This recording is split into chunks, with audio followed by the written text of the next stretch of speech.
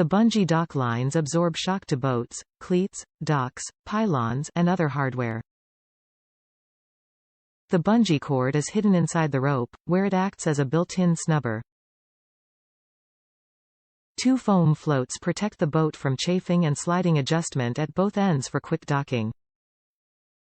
Recommended for docking boats and PWCs up to 3,500 pounds. Tensile strength is 2,150 pounds. 4 feet in length, stretches to 5.5 feet. Top reviews from the United States. Quickest way to dock the boat. These elastic ropes are awesome. We have used them 2 summers now and they provide convenience that you can't get from a standard rope.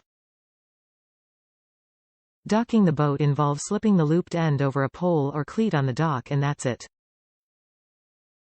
They've kept the boat tied up through storms.